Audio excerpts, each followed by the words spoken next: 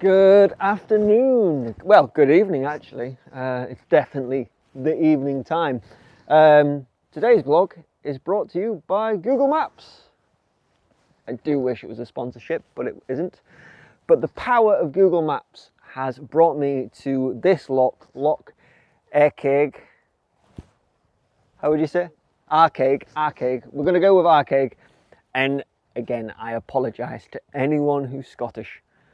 I apologise because I'm sure we've both murdered that. But anyway, so we've come along to this loch, and the reason why we've come along is a view just over there. It's quite spectacular. You just wait, you just wait.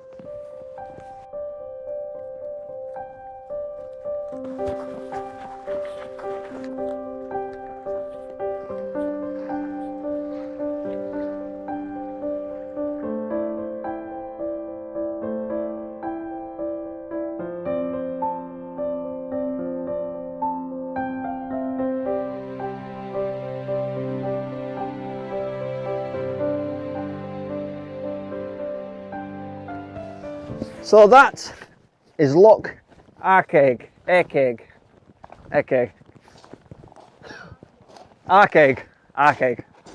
That is Loch Arkaig. The mountain in the background, not sure.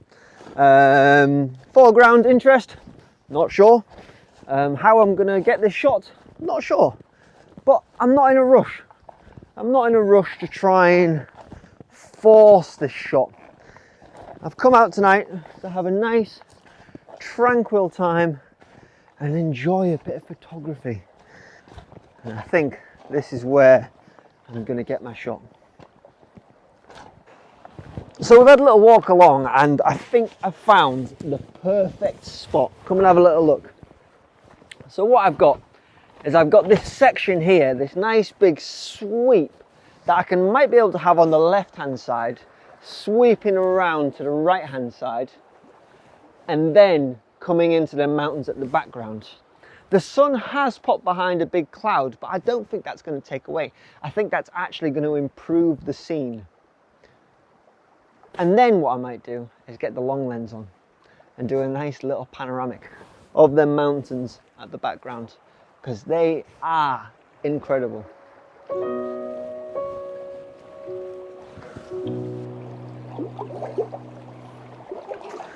The background is going to seem very far away, but I'm liking what's happening in that water. Okay, so let's have a little look. So here is the tester shot, just here. And I'm getting the mountains in the background looking very, very small. But what I'm thinking is I'm going to do a long exposure for the water. I am going to do a multiple exposure. I'm going to do one for the mountains in the background and then blend them together. In fact, I'm going to get set up for that now.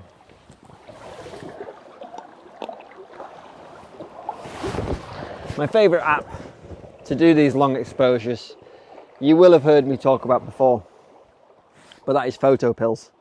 For those of you who've never heard of Photo Pills, it's worth checking out. It's pretty good. It's pretty good. But it's very good for calculating exposures. So I'm just going to get this set up. A lot of boring math later.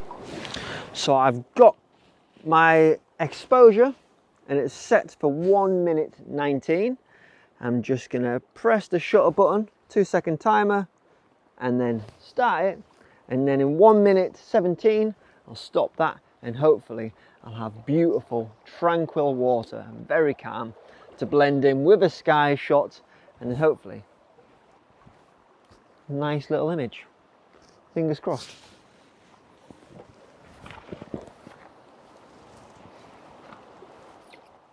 And there we are. I've got the shot. It's looking peaceful, tranquil. I've got a nice little light ray coming in off that sun that's helping balance out against that mountain, and it's creating a beautiful scene.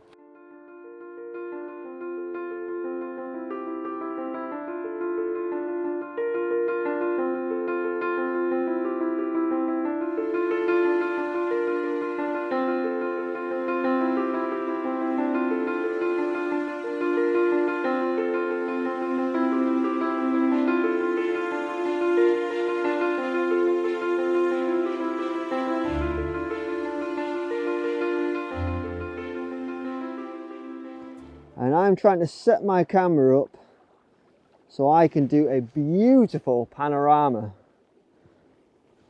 or just a panorama. Either one would be nice. And the most important thing when you're doing panoramic pictures is to give yourself space within that scene. And you might have noticed I've got a little bit of a boo-boo at the moment. Trying to catch a drone while also capturing beautiful photography. It's not always easy. As I capture these shots, what I'm going to do is I'm going to put them up on screen so you can see what I've just taken. Okay, so this is my first shot, slightly underexposed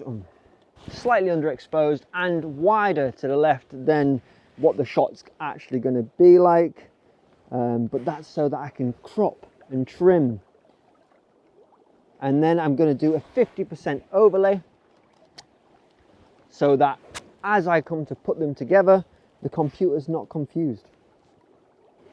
I'm going to take that shot again, and fingers crossed these are going to marry up, because it was beautiful a second ago, but I was trying to get the drone back and I sent the drone way off over there in sports mode, and then caught my finger trying to catch it and it fell.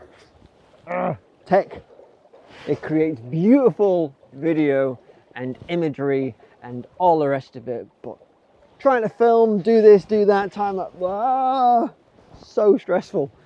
But I think I've captured the final shot there. And none of these shots that you've just seen have been edited yet. You'll have to wait until the end of the video to see the edited file.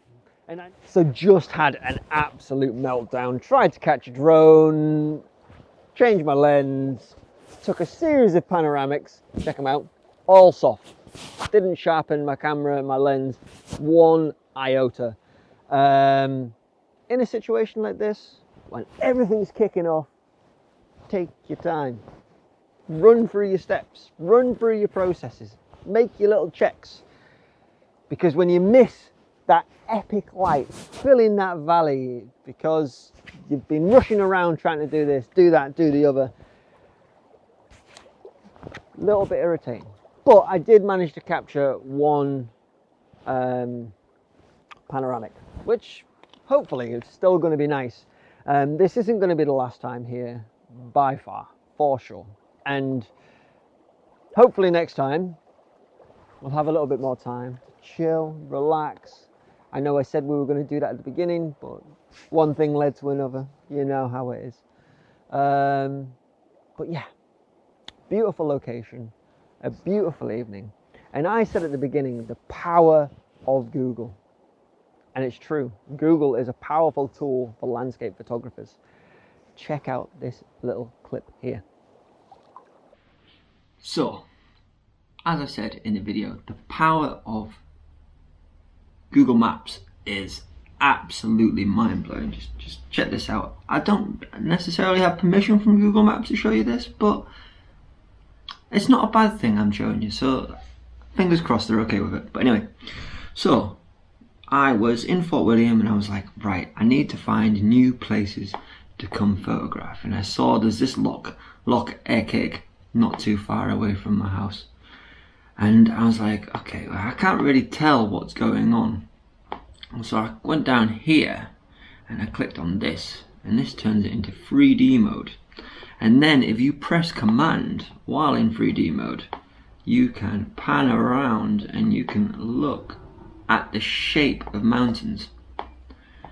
And I knew from this point on that this was going to be one hell of a shot. Look at that at the bottom of that valley. And this works everywhere, and you can choose different positions all over the place and change your angles of camera and pretty much plan your entire shoot by using just Google Maps. No need for Google Earth, no need for anything else, just Google Maps. Super useful. I hope that's a good tip. Anyway, back on with the vlog. And I think that is going to be all from us this week. So thank you to Pauline for jumping in there and doing a bit of camera organisation and turning things off and capturing things that I've cut my finger. And thank you for Pauline for being a great help. I hope you've enjoyed the vlog, and I hope that little bit about Google Maps was useful, because it is a super useful tool that I'm not sure many photographers use. But anyway, that is going to be all from me, all from Pauline, and have a lovely week. Peace out, peeps.